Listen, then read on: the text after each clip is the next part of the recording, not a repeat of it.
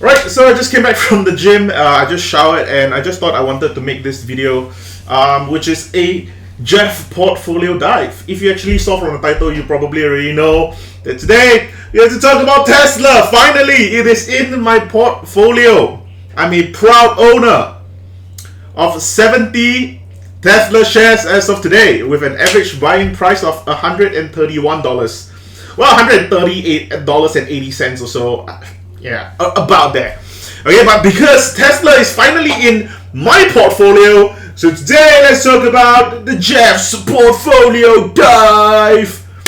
Okay, so it's kind of funny because I've researched so much about Tesla, and it's to the point where I researched so much about Tesla, but I do not really have that much of an exposure to Tesla.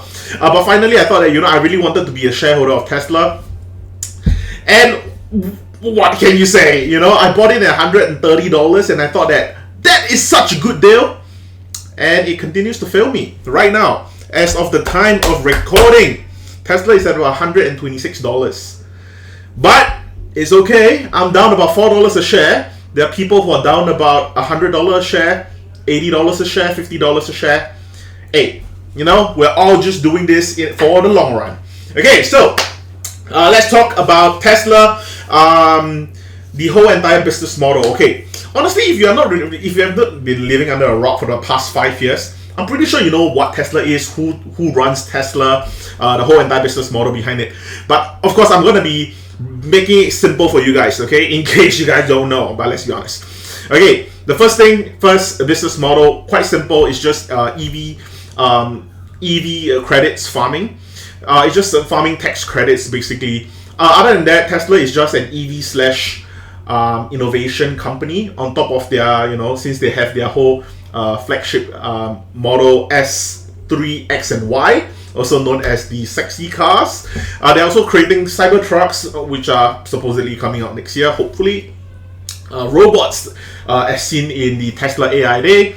And what really makes Tesla stand out among all the different EV brands, because let's be honest right now, EVs in general, especially from 2020 all the way till today, I think we at least have at least 20 more EV brands coming out, each having their own niche to it. Some are like EV motorcycles, some are EV trucks, some are EV luxury cars, some are just EV sedans, some are making it cheaper for EVs, such as your BYD, things of that nature.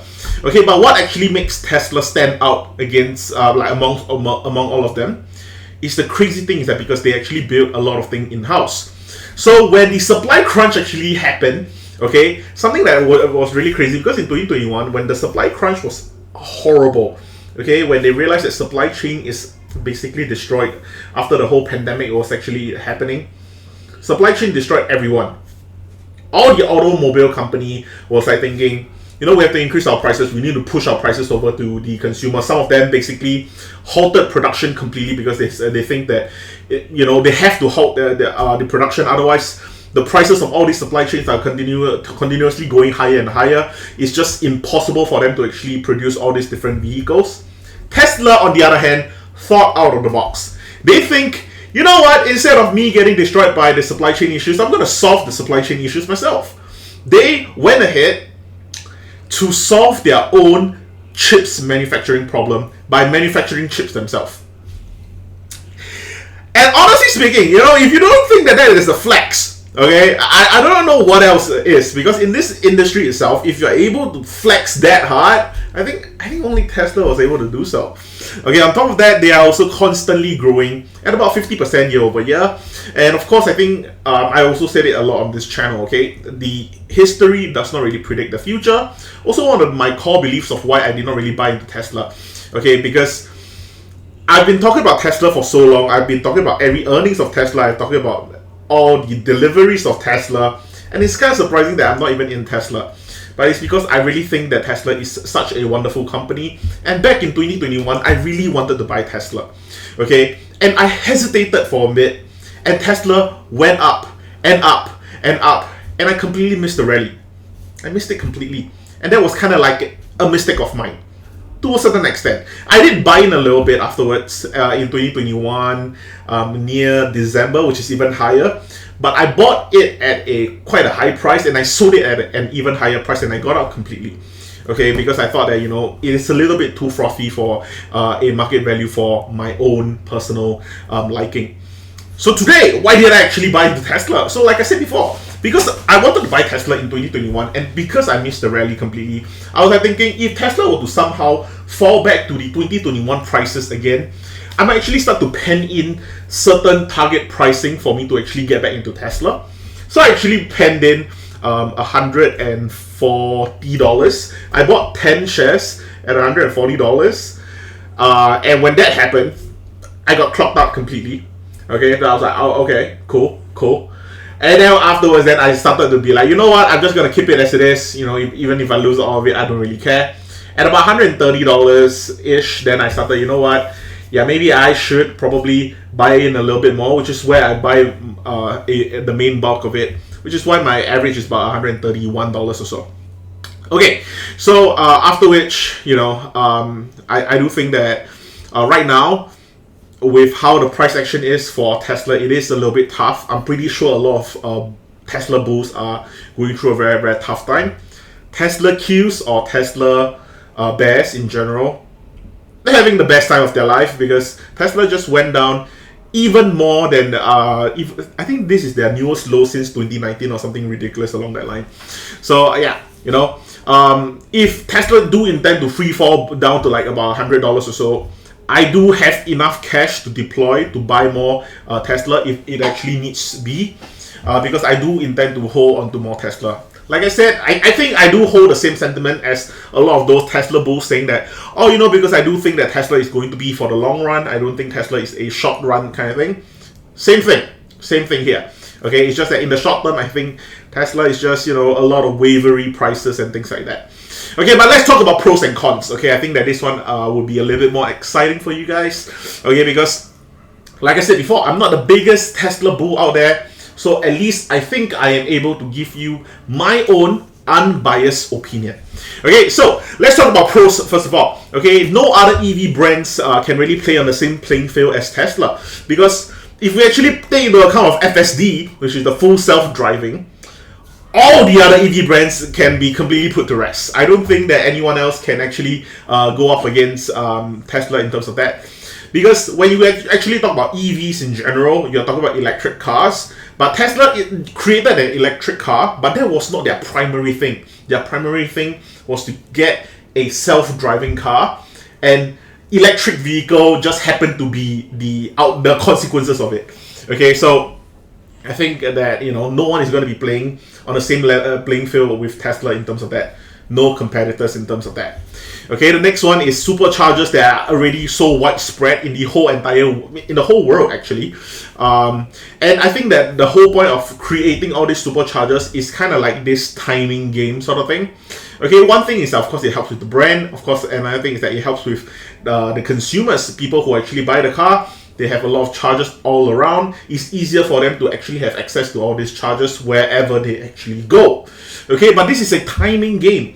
Okay, so for example, if I want to create EVX, okay, a new company called EVX, and I want to create my own supercharger, okay, I cannot just create superchargers and hope to win Tesla. Okay, this is a ramping up situation. I don't think I can ramp up against Tesla, who has already been doing this for the past 5 to 6 years. It just doesn't work that way. So whoever will start first tends to snowball even harder.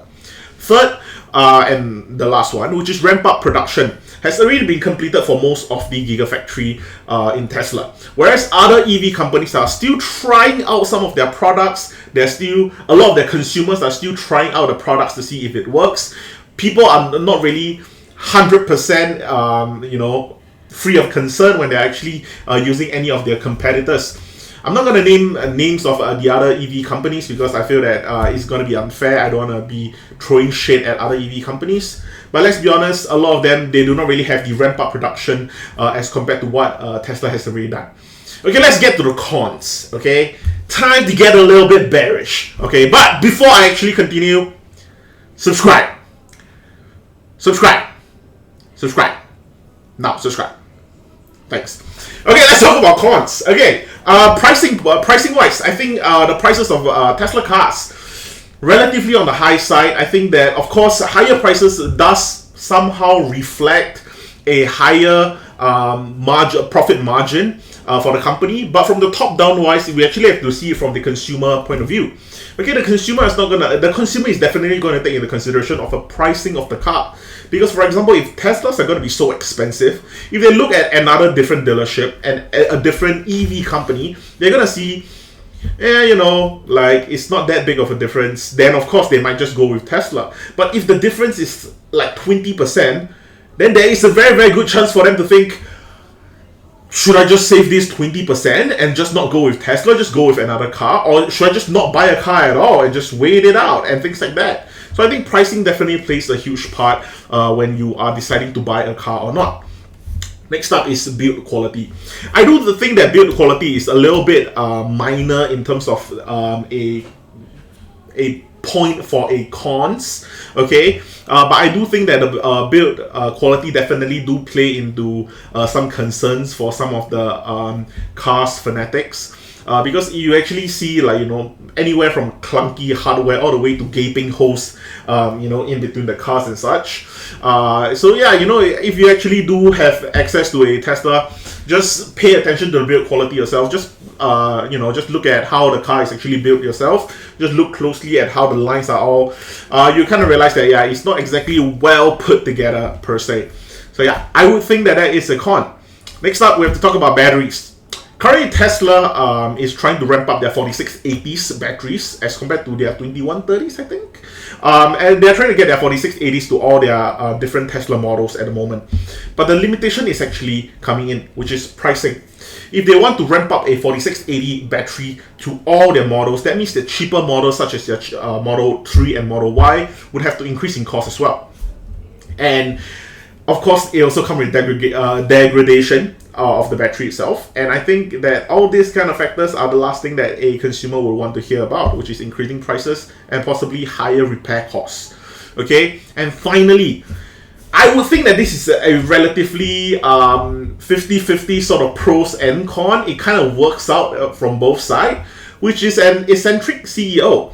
I think this doesn't really come as a shock to anyone, but Elon Musk is a very eccentric personality, okay? And the more he talks on Twitter about different political matters, about different company matters, he even pitched in to talk about the war during the whole entire Russia-Ukraine situation.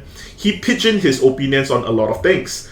But as such an influential person, that's currently heading 3 different companies, okay? We hope that Elon Musk is not that eccentric, but somehow, because of how he is, Tesla got to where they are today. So you cannot really blame him per se, okay? Because he did build a pretty good company after all. Okay, so I do think that, the whole eccentric personality of Elon does work as a pros and a cons for Tesla.